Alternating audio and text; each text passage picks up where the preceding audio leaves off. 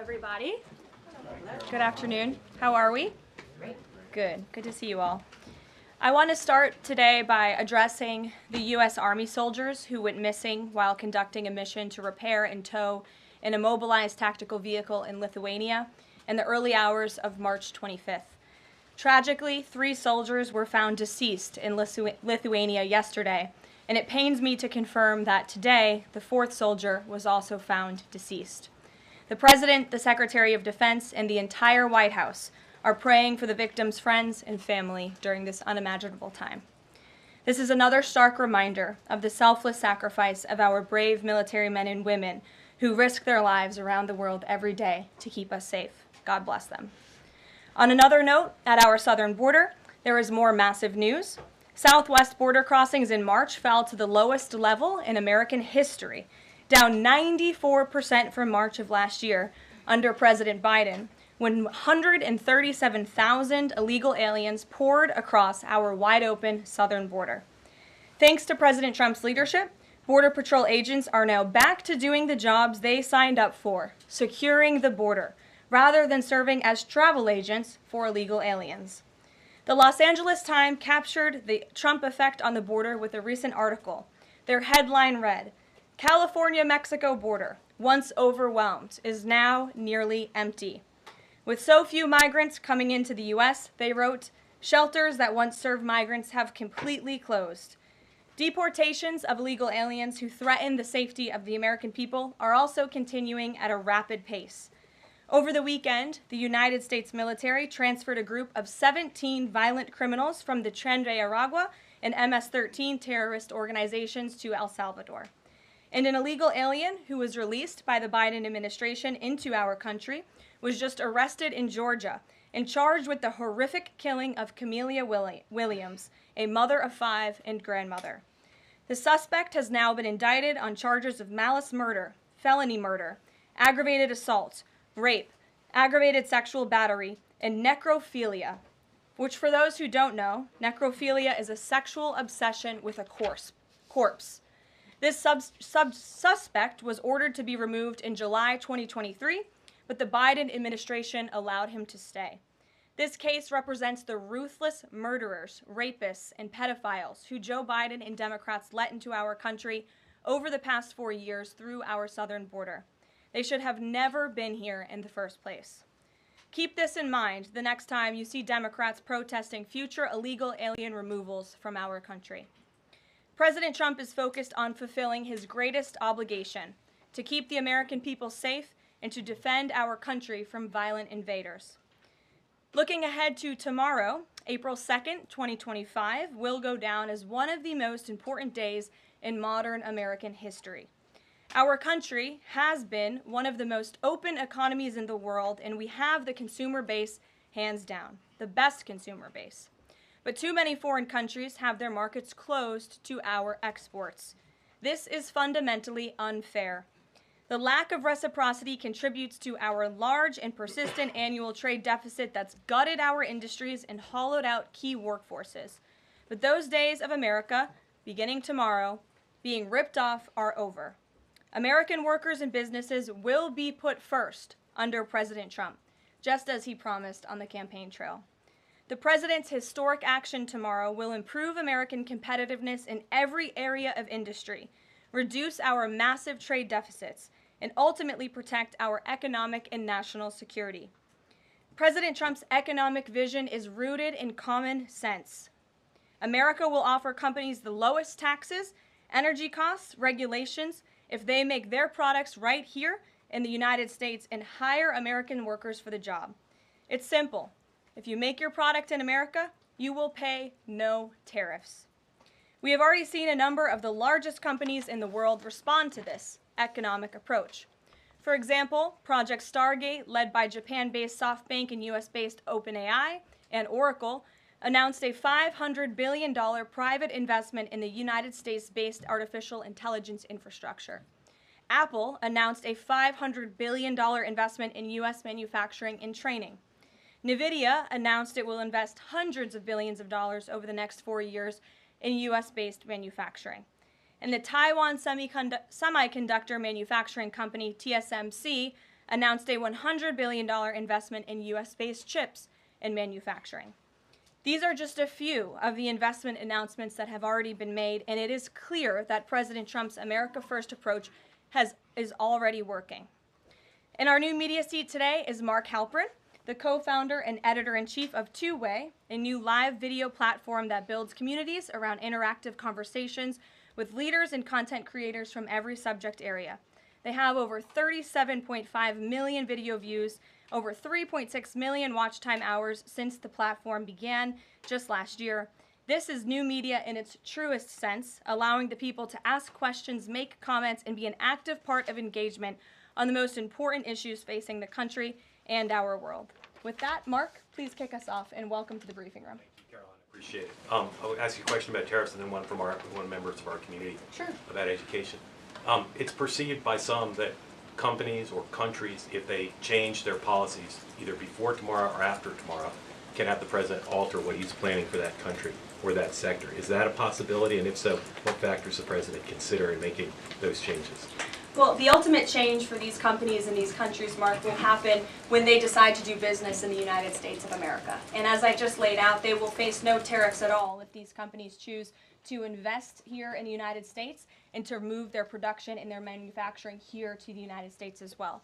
As for tomorrow, the president will be addressing the decades of unfair trade practices that have ripped our country off and American workers off. It has hollowed out our middle class. It has destroyed our heartland, and the president is focused on reshifting our global economy to ensure that America is once again the manufacturing superpower of the world. So if they do something today or later in the week that's a pledge for future activity, would that be good enough potentially to alter the policy? Again, the president has been looking at the very unfair trade practices of the past. Certainly, the president is always up to take a phone call, always up for a good negotiation, but he is very much focused on fixing the wrongs of the past and ensuring that American workers have a fair shake. So if someone calls after tomorrow and says, hey, I'm ready to make a change, he'd be open to that? The president is always open to taking calls. Okay. A question from one of our community members. Katie Reeves is a school teacher in Wisconsin. She's taught K-8 in public, independent, private, and private schools. And here's what she wanted me to ask you. She says, I see the elimination of the Department of Education as an excellent first step in the improvement of our school system. Do you see any further role the federal government can take beyond this, possibly in promoting the expansion of voucher programs or reducing the influence that teachers' unions hold over our schools? Mm-hmm. Well, first of all, I want to thank Katie for her service to our country and our nation's children. Being a teacher is the most noble profession that we believe one can have. And the president said in his remarks when he signed the executive order to dismantle the Department of Education that he loves our teachers. And in part, this order is to empower our teachers to have greater decision making in the classroom. Nobody knows our nation's children and our students better than our teachers who are with them every single day. As for the federal government's role, to get to the heart of Katie's question, the president has made it clear to Linda McMahon that we need to find other places within our federal government for critical programs regarding education. Pell Grants, Title IX, lawsuits, etc., civil rights lawsuits, all of that are critical functions, special needs programs, nutrition programs, but there are other places throughout the federal bureaucracy where those things can happen and work. The Department of Education has been a very bloated bureaucracy. We spent trillions of dollars on this department, and for what? Our children are worse off as far as education goes today than they were when this department originated, and that's very concerning to the president. So, the two issues she cited are those priorities for the president: school education choice, vouchers, and diminishing the role of teachers' unions. The president is very supportive of both of those things, particularly when it comes to school choice. He has said that school choice is the civil rights issue of our time, and he wants every child, regardless of zip code, socioeconomic status, how much money their parents have, to be able to go to the school of their choosing that best suits their educational needs. And he is going to empower state and local leaders to make those decisions on behalf of our nation's children. Thanks for being here, Mark. Jeff. Just changing subjects for 1 second. The administration has expressed a complete confidence in how all the deportation flights to El Salvador were conducted. But now that the administration has conceded that there was an error of one Salvadoran national, will there be any reviews conducted? And does the president express any thoughts on the one error that was disclosed in court last night?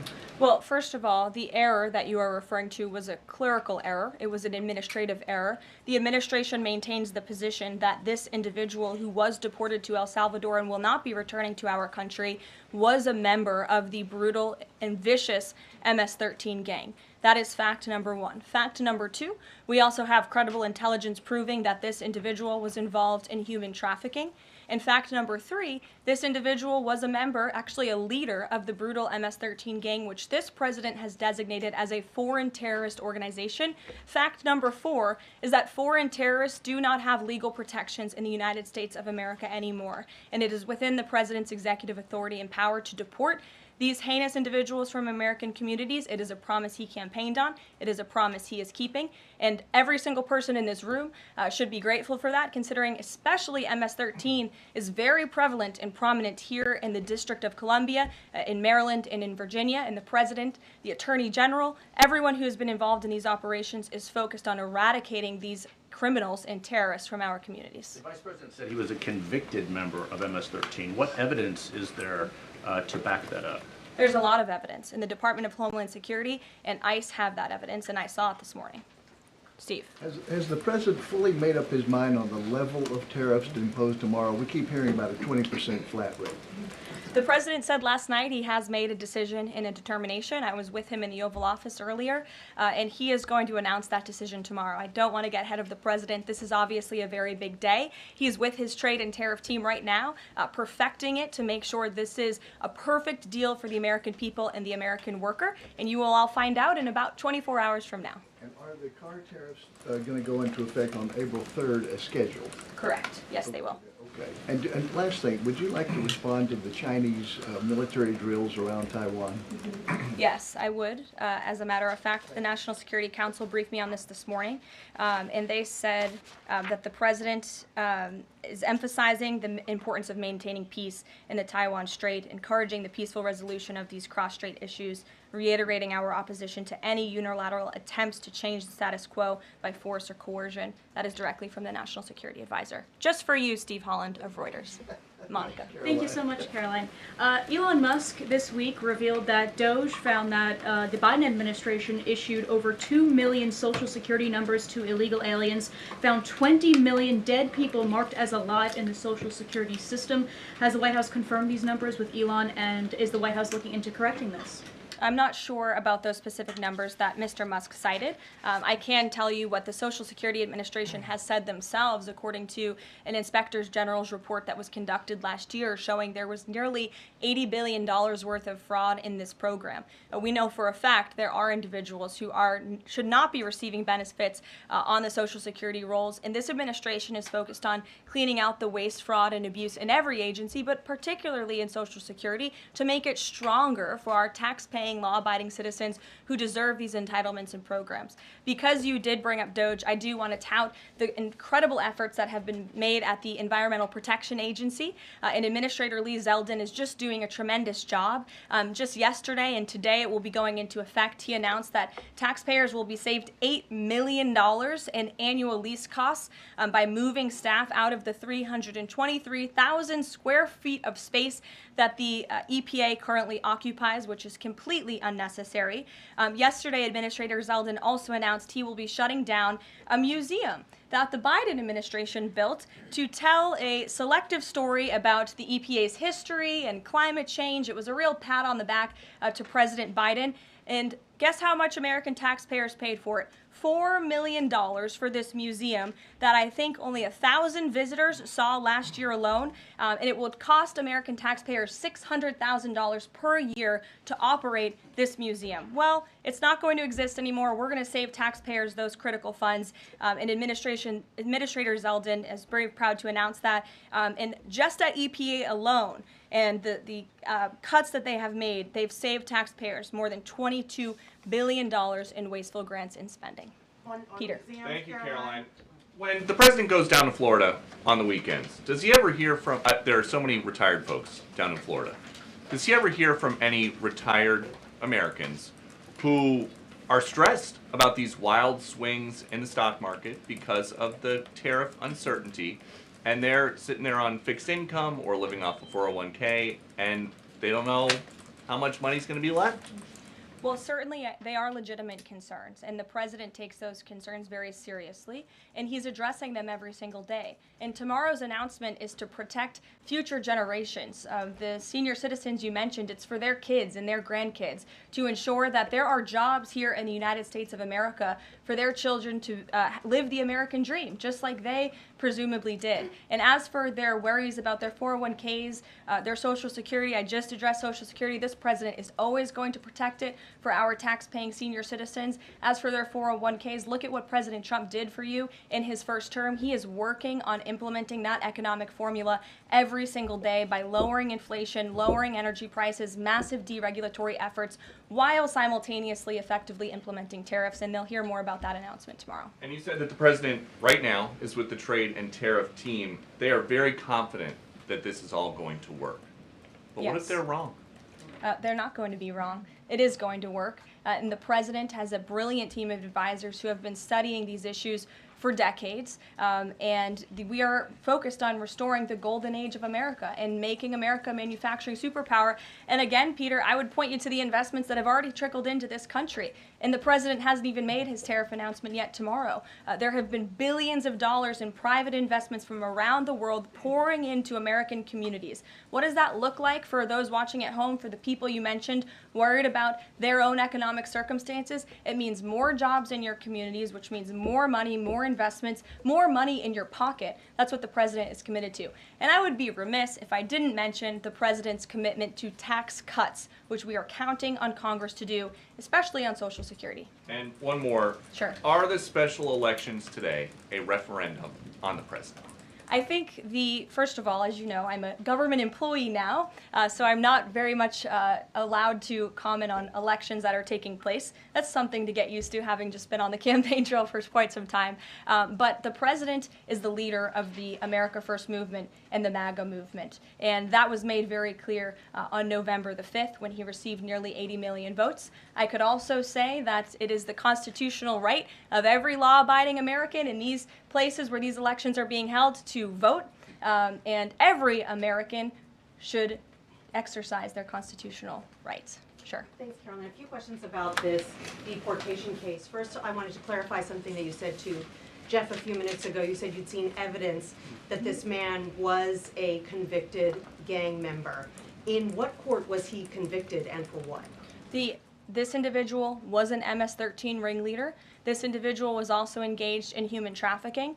And I'm glad you brought up this point again, because I would like to point out that if you just saw the headline from the insane, failing Atlantic magazine this morning, you would think this individual was Father of the Year, living in Maryland, living a peaceful life, when that couldn't be further from the truth. They didn't even mention in the title of that article, or even in the first paragraph, that this individual is an illegal criminal who broke our nation's immigration laws.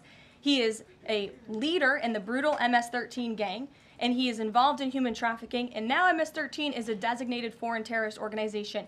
Foreign terrorists have no legal protections in the United States of America, and this administration is going to continue to deport foreign terrorists and illegal criminals from our nation's interior. But a judge ordered that he should remain in this country. So are you saying that it is okay to ignore a judge's ruling if you don't like it?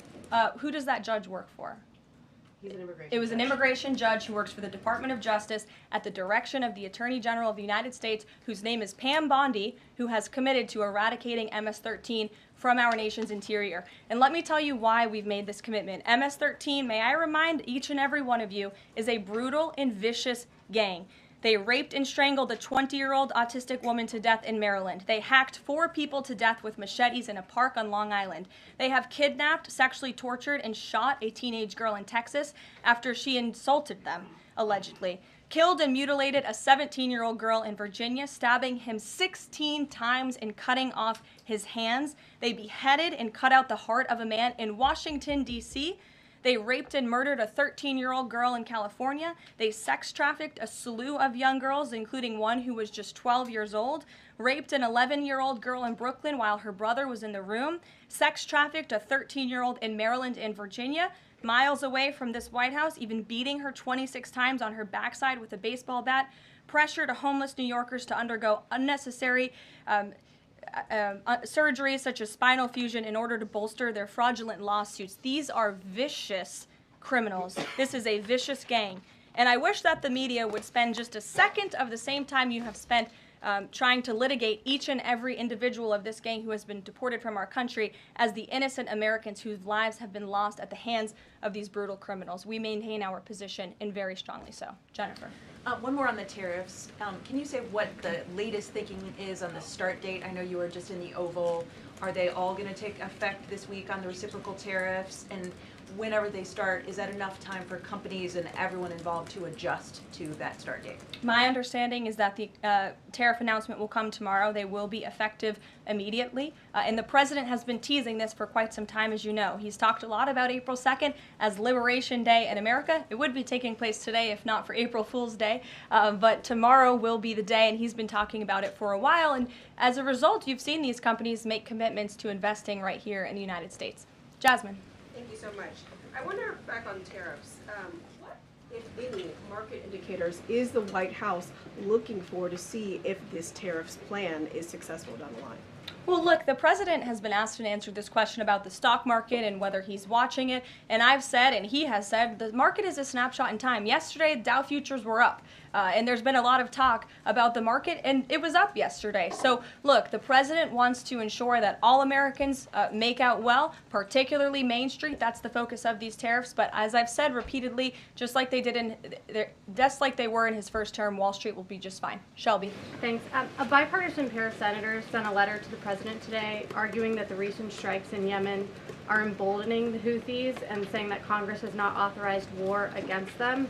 Is the administration planning to consult with Congress at some point or going forward regarding the strikes, and any response on the letter? Well, I would absolutely reject Congress's claims. Who made those claims in Congress? Senator Jeff Merkley and Rand Paul. Okay, well, I would absolutely reject those claims. These Houthi strikes have been incredibly successful. Last time I was at this podium, there were more than 100 successful strikes. There have now been over 200 successful strikes against the Houthis. Iran is incredibly weakened as a result of these attacks, and we have seen they've taken out Houthi leaders. They've taken out critical members who were launching strikes on naval ships and on commercial vessels, and this operation will not stop until the freedom of navigation in this region is restored, which is a critical principle. And this president stands behind our Defense Department, who's doing a tremendous job. And are they going to, is the White House going to confer with Congress going forward on this? I would have to ask our team here at the White House, but the president is well within his authority, as is the Secretary of Defense. Again, these are defensive strikes. The Houthis have been launching attacks on U.S. naval vessels and commercial ships for quite some time. Go ahead. Caroline, the pause on the Canadian and Mexican tariffs, the fentanyl tariffs, that's set to expire tomorrow. Is the president considering extending that pause? Look, I will let the president speak on the specifics of the tariffs tomorrow. But as for fentanyl, we have seen this has certainly caused a national security crisis here in the United States. Fentanyl continues to be the #1 killer of young people in this country, and the president is very much focused on that. Deanna. Thank you, Caroline. The president recently signed an executive order on making D.C. safe and beautiful. On the campaign trail, he talked about making New York great again. Does he have any plans on establishing a similar task force? Has he been pressuring Governor Hochul in any way in his conversations about New York and lowering crime? Well, he has been in correspondence with Governor Hochul quite a bit on the issue of crime, also on the issue of congestion pricing, and so many other issues that are facing New Yorkers. And he wants New York to clean up their streets just as he does here in Washington, D.C. He also speaks to Mayor Adams as well. So he's engaged with state and local leaders across the entire country to ensure they're doing their part to help American citizens in each and every state, regardless of if it's a red state or a blue state. A question on Russia. Yesterday, the Russian government said that their new goal is 160,000 conscripts for the war. Has the president seen that number, and does he have any response given his recent conversations on peace talks? Well, I can tell you what the president said last night, and that is he is frustrated with leaders on both sides of this war. He wants this war to end. There are men that are dying on both sides, and it's been going on for far too long. Our team continues to be engaged with the Russians as we are with the Ukrainians, and the president continues to be very, very much engaged on this topic every single day. Caroline? Sure. Caroline, Sure. The president said over the weekend that he couldn't care less if prices went up on foreign cars because people buy more American cars. There's been consensus from a lot of economists that these tariffs could raise prices on other goods as well. Is the president comfortable with Americans on Main Street paying more because of these tariffs? The president is doing everything he can, and this entire administration is doing everything we can to bring down the cost of living in this country. An inflation mess that was fueled by the previous administration's reckless spending, overburdensome regulations that this administration is focused on slashing every single day. I just read you a statistic just from the Environmental Protective Agency alone. We're saving taxpayers money that's ultimately going to drive down inflation, and we're unleashing the might of our energy industry, which will bring down prices as well. To the heart of your question, because this is very important to the American people, you should trust what this president did for you in his first term. He effectively utilized tariffs while driving down inflation. It was a record low 1.4% when he left office, and he's focused on getting back to that. It's unfortunate the previous administration left us in this mess. Sure. Representative Anna Paulina Luna left the Freedom Caucus over their lack of support for her bill that would allow new parents to proxy vote around 12 weeks around the birth of their baby. Does the president support that bill? I'm not sure. I haven't actually talked to the president about that bill, but I certainly can and can get a take on if he supports it or not. Thank you. And one more. The D.C. Circuit ruled last week that the the president can fire holdover Biden appointees of independent agencies.